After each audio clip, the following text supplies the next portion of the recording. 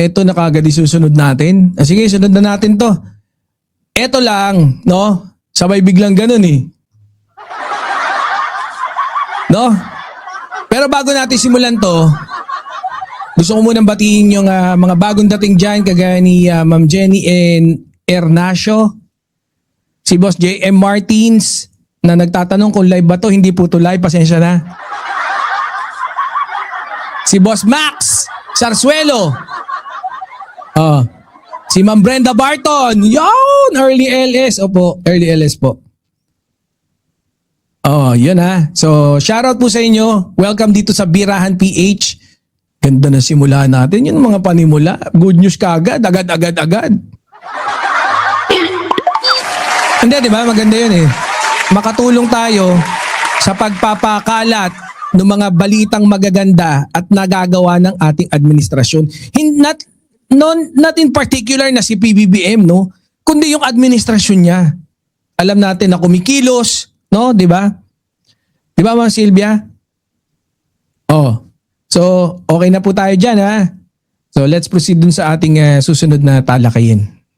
Ito nga, no? Ito naman, medyo malungkot. Hindi ko masabi kung malungkot o kulahot yata ito. Ito na gano'n eh. Anyways, puntahan natin. The Palace recognizes that the filing of the complaints is part of the democratic process provided for under our Constitution. We respect this process and trust that Congress, as a co-equal branch of the government, will discharge its duties with honesty, integrity, and fidelity. Sino kumuha nito? Ang gulo Radyo Pilipinas. Ano yan? Gumagan ka na. Radyo Pilipinas. Radyo Publiko. PBBM is the... syempre naman. 3 taon pa lang yan. Di ba, Ma'am Sylvia? Fidelity to the rule of law. The President fully upholds the Constitution and remains confident in the strength of our democratic institutions. While these processes take their course, the President will continue to govern, ensuring that public services remain uninterrupted and that the work of government stays focused on improving the lives of our people. Our institutions are strong, our processes are clear, and the administration remains committed to stability, accountability, and the betterment of every Filipino. Yun lang. Yan kasi yun nga, di ba? Meron nagsampa na isang congressman ng impeachment case, no, sa ating mahal na Pangulo. Maganda sanang itapik to, kaya lang medyo maganda to mag-dedicate particular, no, ng isang topic para dito talaga. Kasi nga, no, eto dati na-discuss na natin to eh. Kagaya niyan, di ba? Nakita niyo ba yung napakahina? Parang pero on the other hand, no? Ganun yung sinabi ko eh. Dati para maging safe yung Pangulo, unang-una pa, nung pagkasabi nung dinagdag ng Supreme Court, blah blah blah, at yun kung ano yung naging hatol niya. Kung paano niya tineknikal. 'Di ba yung impeachment ng neto ni Sara Potpot. Kaya ang sinasabi ko noon dating pa, no? Di sige, ang gagawin namin, kunyari ako, magsasampa na ako ng impeachment case. Unahan ko na kayo. 'Di ba? So kung may una, pag may pumirma pang congressman, aakyat yun, tapos mahina, mapapawalang next year na ulit. Parang ganun. 'Di ba? Ginawa niyo ng laro-laro dyan sa atin eh. Yun ang problema. Kaya nga sana, no, mas pag-aralan or para mas maging makabuluhan yung pagsasampa ng impeachment. Ako talaga, no, kung talagang, kagaya rin naman, no, sabi na ito ng Malacanang, tinatanggap nila yung prosesong yan, na yan nga ay isang malayang proseso na kung saan, nag-ano ka, nag-exercise ka ng rights mo. Diba?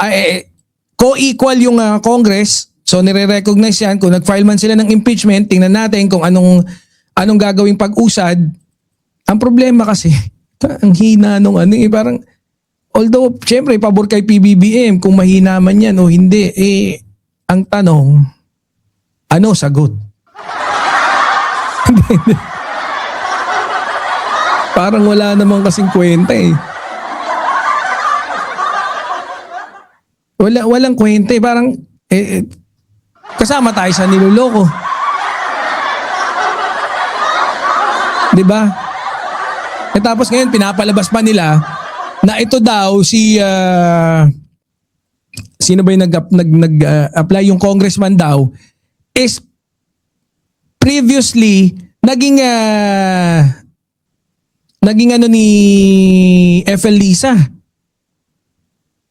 Naging abogado. Patay. Ano nangyari na dyan? Sa isang disbarment case. Mangangamote tayo dyan, di ba? Hindi, kahit tayo, hindi rin, siyempre dito sa Birahan PH, kahit na maka-administrasyon tayo, kahit na we are being considered as loyalist, no? Siyempre, doon pa rin tayo sa tama. Kung aaksayahin nyo rin yung oras namin, anak ng teteng pala kayo eh. Di ba? Mali eh. Ngayon, di ano na. Nagkakaulupungan eh.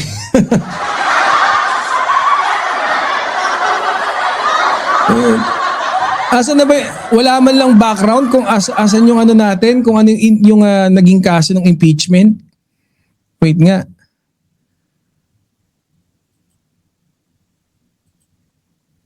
Dapat ano natin eh. Kasi alam ko si Attorney Jess Falsis, kapangalan eh. Jesus din eh. Kapangalan. Ang sabi ni attorney, meron kasing ano, I think it was Fiscal EJ.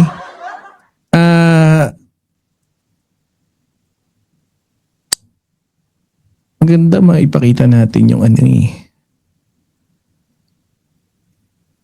Eto, sabi dito, Pusong Pinoy Party List Congressman Jet V. Nisay, the one who filed an impeachment complaint against PBBM, is a contractor from Bataan whose company is JVN Construction. But Tweety Bird says the complaint is weak to prevent a real one. Patay.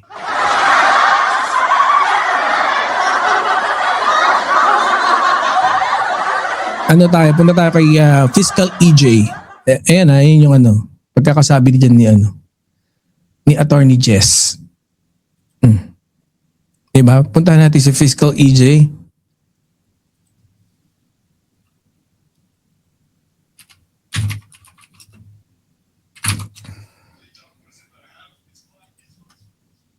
Kasi parang inaalam na talaga nila na maliit eh. Na medyo mababa talaga yung ano.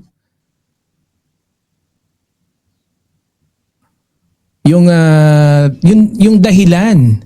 No? So, asan na yun? Ako mahirap yata hanapin dito kay Fiscal. Kasi alam ko may post si Fiscal EJ about it. No? Na yung mga grounds ng impeachment na isinampa. No? Kaso hindi ko makita yung kay attorney at kay Fiscal EJ. Pero yun nga yung grounds, no? Medyo mahina kasi parang pati yata yung pagiging bangag-bangag nilagay doon. Pang siraulo lang talaga. No? So very relaxed lang yung ating administrasyon kasi kahit sa yung medyo kagaya lang din natin, no? Na hindi ganun kagalingan sa batas. Parang alam mo na eh. Alam mo agad na medyo mahina talaga. No? So pero of course it's still one thing na we should be maganda pa ring antayin natin, no? Abangan natin kung ano yung posibleng mangyari diyan, no? Diyan sa sinasabing impeachment na 'yan. Tingnan natin kung uusad ba o siguro paplakda sa mukha ni Kiko Barsaga. kahit di siya involved. Basta sa mukha niya na lang paplakda. Wala tayong pake. Okay, punta na tayo dun sa ating susunod na talakayin, no? Yan.